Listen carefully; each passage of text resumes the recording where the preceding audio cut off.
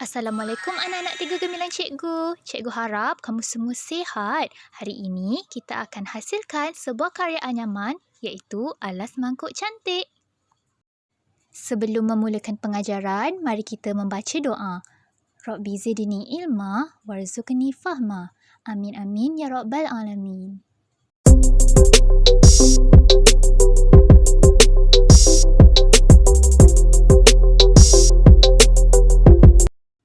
Sekarang, mari terokai kad bernombor bersama dengan cikgu. Bolehkah kamu bantu cikgu untuk teka jawapan yang tepat bagi setiap gambar? Boleh? Jom ikut cikgu. Murid-murid, di belakang kad bernombor ni ada gambar tau. Cuba kamu teka. Sekarang cikgu buka kad 1.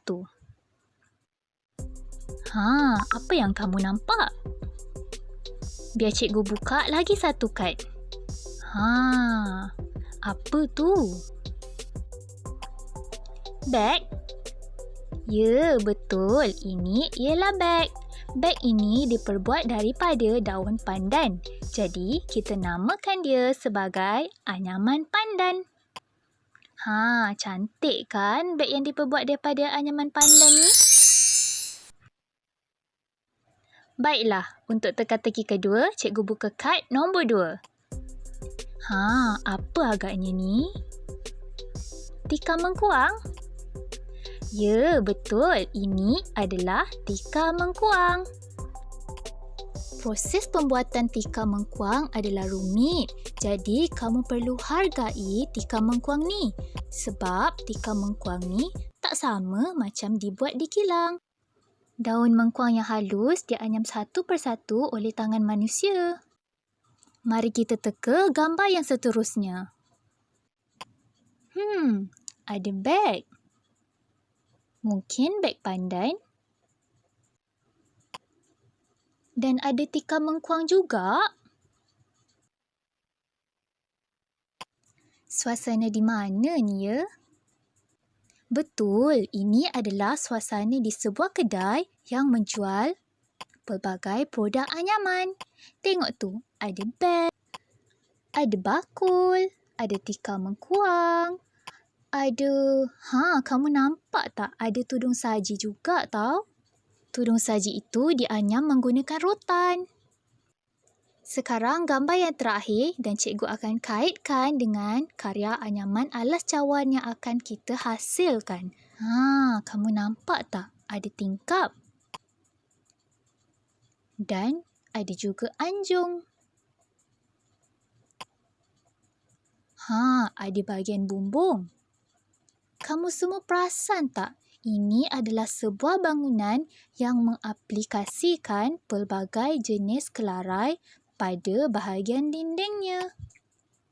Dengan gabungan beberapa jenis kelarai, sesebuah objek ataupun karya akan kelihatan lebih cantik.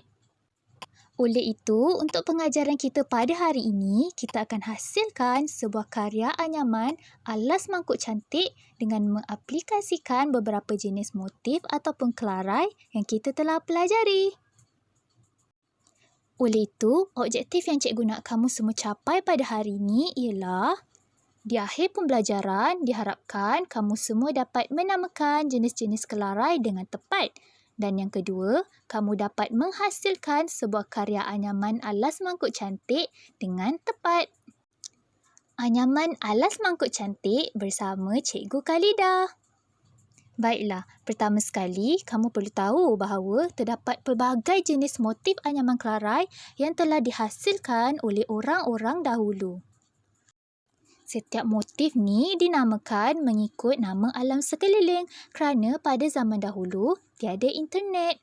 Apa yang mereka nampak itulah akan menjadi inspirasi untuk setiap karya atau seni yang mereka hasilkan. Sekarang mari kita ulang kaji jenis-jenis kelarai. Ini ialah kelarai mata bilis, iaitu kelarai yang paling asas. Seterusnya ialah kelarai bunga atur. Kelarai bunga atur ni ada satu segi empat sama di tengah, kemudian satu mata. Yang ketiga ialah kelarai kepala lalat. Kelarai kepala lalat ni macam kelarai bunga atur tapi hanya ada satu sahaja mata di tengah-tengahnya. Seterusnya, ini ialah kelarai kembang. Cuba kamu perhatikan ciri pada kelarai kembang ini. Motifnya seakan-akan semakin berkembang, kan? Yang keempat ialah kelarai siku keluang. Kelarai siku keluang ni, memang macam sayap, kelawar ataupun keluang, kan? Dan kelarai terakhir ialah kelarai tampuk jantung. Motifnya ialah bunga yang memiliki 4 kelopak. Inilah 6 jenis kelarai yang kita telah ulang kaji bersama tadi. Sekarang, mari lihat contoh-contoh alas mangkuk cantik yang akan kita hasilkan selepas ini. Kesemua alas mangkuk cantik ini mengaplikasikan prinsip kontra dan juga harmoni. Sebab itulah kesemua karya alas mangkuk cantik ini nampak cantik di mata kita, kan? Ini pula ialah karya alas mangkuk cantik cikgu. Kamu boleh rujuk langkah penghasilan melalui video yang cikgu telah berikan.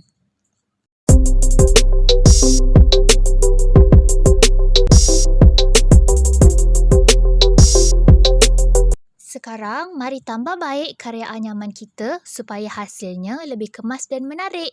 Berikut adalah kesilapan yang biasa dilakukan dalam proses anyaman. Cikgu mengambil contoh daripada hasil karya murid sendiri tahu. Mari kita belajar bersama-sama dan tambah baik karya kita. Baiklah murid-murid, karya pertama ini memenuhi prinsip kontra. Gabungan hijau muda dan hitam berjaya menonjolkan jalinan pada anyaman dan menaikkan seri karya. Sebab itulah prinsip kontra penting dalam pendidikan seni visual. Karya ini pula kelihatan tidak kemas kerana susunan atau selang-seli jalur anyamannya adalah kurang tepat. Oleh itu, anyaman kelihatan tidak simetri dan tidak harmoni. Sebab itulah, semasa proses menghasilkan anyaman, pastikan kamu rujuk dan teliti betul-betul corak pada kelarai.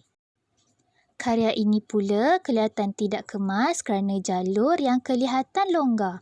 Sebab itulah setiap jalur anyaman mesti dirapatkan sebelum kamu menyisip jalur yang baharu. Dan yang terakhir, karya ini pula kelihatan kurang kemas kerana tiada bingkai. Bingkai sebenarnya membantu menonjolkan anyaman kerana ia memfokuskan mata penonton kepada karya kita. Sebab itulah bingkai penting dalam karya anyaman. Baiklah murid-murid, kesimpulan pengajaran hari ini ataupun tips yang boleh kamu aplikasikan semasa hasilkan anyaman alas mangkuk cantik nanti ialah yang pertama sekali, pastikan gabungan kertas warna adalah kontra. Yang kedua, pastikan jalur disusun berpandukan kelarai dengan tepat. Yang ketiga, pastikan jalur yang telah disisip, dirapatkan dan terus digam. Dan yang terakhir, pastikan terdapat bingkai penuh pada karya anyaman kamu. Selesai sudah pengajaran kita pada hari ini. Tahniah dan terima kasih kerana telah menjadi anak murid yang baik. Semoga kita berjumpa lagi. Bye.